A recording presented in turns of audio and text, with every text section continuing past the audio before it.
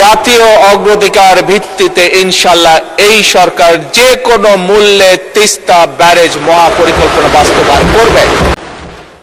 বর্তমান সরকার পদ্মা ব্যারেজ নির্মাণের উদ্যোগ গ্রহণ করেছে, যা আমাদের সংসদ সদস্যরা, বিশেষ করে দেশের উত্তরাঞ্চল থেকে যে সকল সংসদ সদস্য নির্বাচিত হয়েছেন, সেটি রাজশাহী হোক অথবা সেটি রংপুর বিভাগ হোক না কেন, প্রত্যেকেরই দুটি বড় কনসার্ন হচ্ছে পানি, পদ্মা, তিস্তা।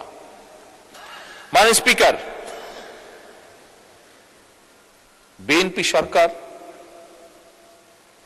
বরাবরই কৃষি বা কৃষি বান্ধব সরকার। বিএনপি সরকার যখনই সুযোগ পেয়েছে দেশ পরিচালনার সকল সময় নিশ্চিত করার চেষ্টা করেছে যে আমরা দেশের মানুষের পানি যাতে নিশ্চিত রাখতে পারি, পানির প্রবাহ। এবং সে কারণে মাননীয় স্পিকার, বর্তমান সরকার পদ্মা ব্যারেজ নির্মাণের উদ্যোগ গ্রহণ করেছে, যা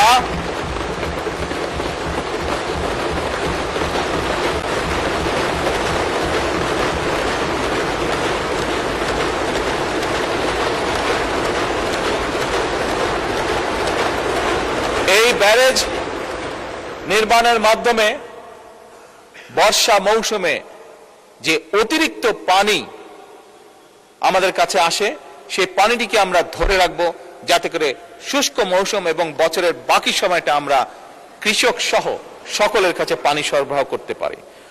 আর একটু উত্তরের দিকে চলে যাই এবং সেই উত্তরে অবস্থান করছে আমাদের তিস্তা।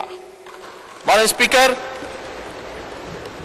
জাতীয় অগ্রাধিকার ভিত্তিতে ইনশাআল্লাহ এই সরকার যে কোনো মূল্যে তিস্তা ব্যারেজ মহাপরিকল্পনা বাস্তবায়ন করবে।